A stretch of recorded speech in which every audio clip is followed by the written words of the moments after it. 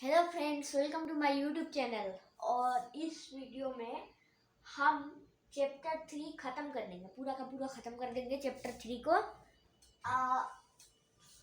वो क्या था ना कि नेटवर्क इशू की वजह से मैंने आधा बनाया था, इसलिए चैप्टर 3 आज कंप्लीट ही कर देते हैं। तो अब देखिए क्या है यहाँ पे। हमें क्या पढ़ना है? Leap year, elliptical orbit, leap year and elliptical orbit. इस क्लिप में पढ़ना है leap year and elliptical orbit.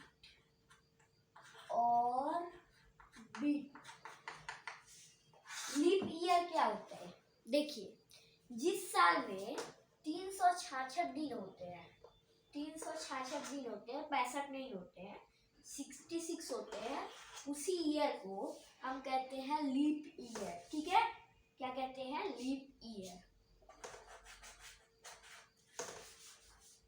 उसी को हम लीप ईयर कहते हैं। तो अब लीप ईयर आता कैसे है? 365 दिन एक साल में हो कैसे जाते हैं? देखिए क्या होता है ना, फरवरी में किसी मंथ में दिन जब छोटा होता है तो उसका 6 आवर, दूसरे साल का भी 6 आवर, तीसरे साल का भी 6 आवर, ऐसे करते करते करते करते वहां पे पहुंच जाता है एक दिन तक का पहुंच जाता है। इसलिए और 4 साल बाद हम लोग फरवरी में क्या करते हैं? एक दिन जोड़ देते हैं, फरवरी का एक दिन जोड़ देते हैं, जिसमें 29 डेज हो जाते हैं। तो उसी को कहते हैं लीप ईयर, और इसी वजह से लीप ईयर बनता है। अब इलिप्टिकल ऑर्बिट क्या होता है? इलिप्टिकल ऑर्बिट क्या होता है? देखिए, ये सन हो गया, ये सन इतना छोटा तो होगा नहीं, ये सन हो गया और ये अर्थ हो गया। तो ये इधर से तो मतलब सर्कुलर तो करता है, पर यहाँ पे इसका ऑर्बिट ऐसे होता है, इसका ऑर्बिट ऐसे होता है कभी कभी। तो इसे इलिप्टिकल ऑर्बिट कहते हैं, जिससे अलग अलग मास आते हैं, अलग अलग क्या कहते हैं, अलग अलग महीने आते हैं, गर्मी ठंडी, ये सब स्प्रिंग। यहाँ पे जब सनलाइट थोड़ा थोड़ा पड़ता है और तो यहाँ पे प्लांट्स को इनफ सनलाइट नहीं मिलता है, बराबर सनलाइट मिलता है, अच्छा से पानी वानी मिलता है, तो वहाँ पे प्लांट्स उगना शुरू हो जाते हैं। तो यहाँ पे स्प्रिंग का महीना होता है और यहाँ पे ऑटम होता है। यहाँ पे कुछ ज़्यादा ही हीट मिलने लगता है, क्योंकि यहाँ पे कुछ पास हो जाता है अपना, इसका ऑर्बिट कुछ यहाँ तक आ जाता है। इसलिए यहाँ पे क्या होता है, पत्ता वत्ता गिरने लगता है, सब होने लगता है, इसलिए यहाँ पे ऑटम का महीना आ जाता है।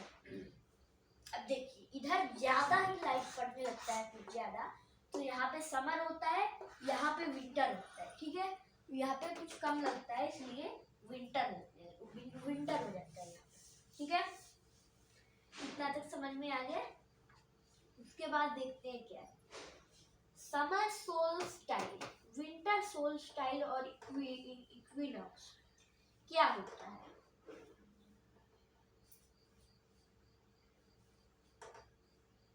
देखिए, एक दिन मतलब दिसंबर में या फिर नवंबर में एक ऐसा दिन आता है जिसमें दिन भी पूरा इक्वल होता है, रात भी पूरा इक्वल होता है, उसी को इक्विनॉक्स कहते हैं। क्या कहते हैं?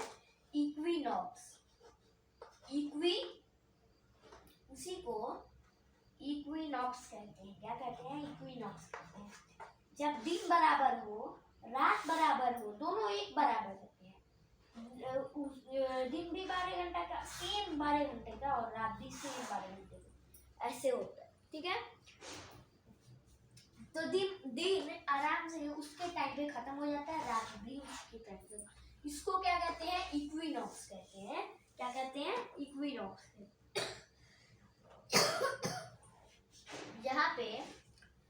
रात ज्यादा होता है, रात ज्यादा होता है, दिन कम होता है। ठीक है, 21 जून को जो समर सोल्स्टिस होता है, देखिए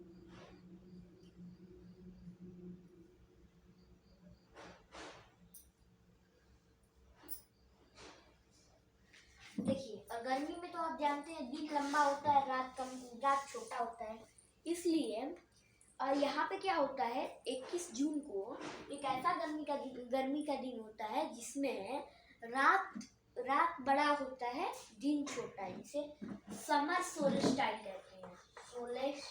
समर सोल्स्टिस कहते हैं। और विंटर सोल्स्टिस 22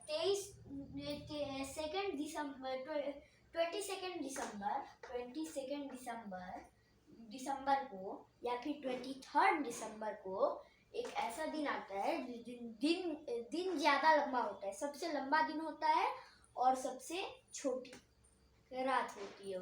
ठीक है, और इसके साथ हमारा चैप्टर होता है खत्म।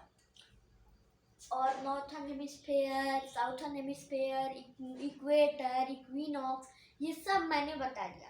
इसके साथ हमारा चैप्टर थ्योरी पार्ट तो कंप्लीट हो गया है। ठीक है, अब इसके बाद मैं पहले अभी चैप्टर नंबर 4 शुरू करके उसके बाद इसको एंड करूँगा।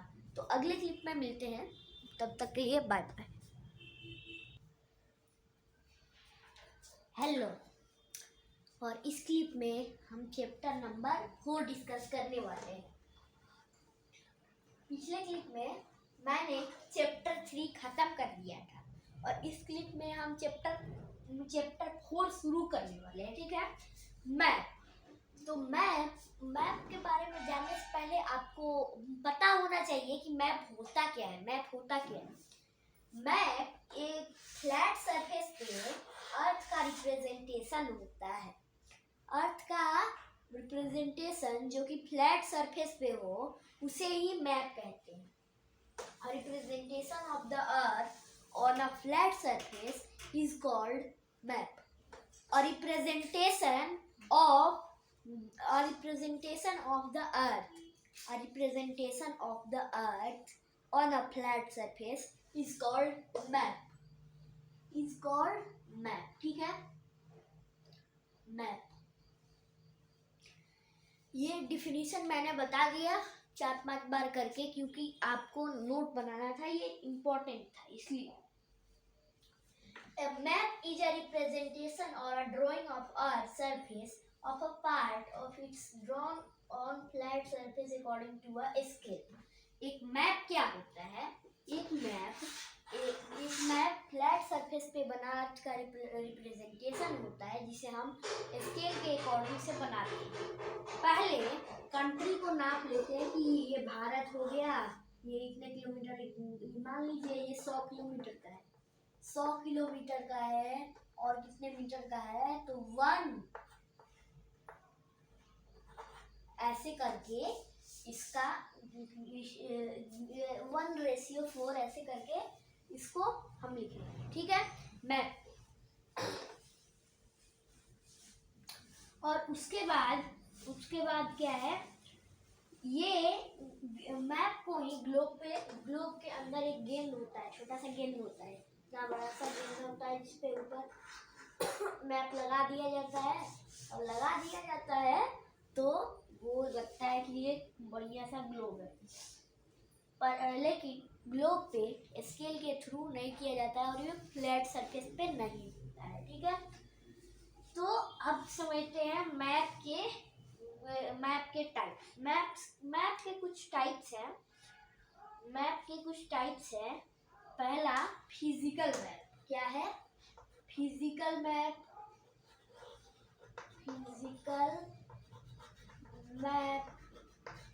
दूसरा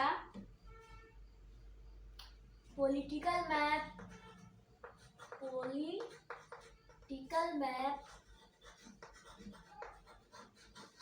तीसरा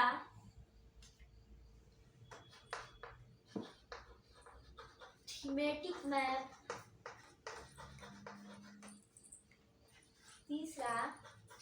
मैप। उसके उसके बाद अब इसके कोई टाइप्स नहीं है बस। पर इसमें से हम एक ही पढ़ेंगे, फिजिकल मैप, पॉलिटिकल मैप और थीमेटिक मैप कल पढ़ेंगे, ठीक है। तो चलिए शुरू करते हैं।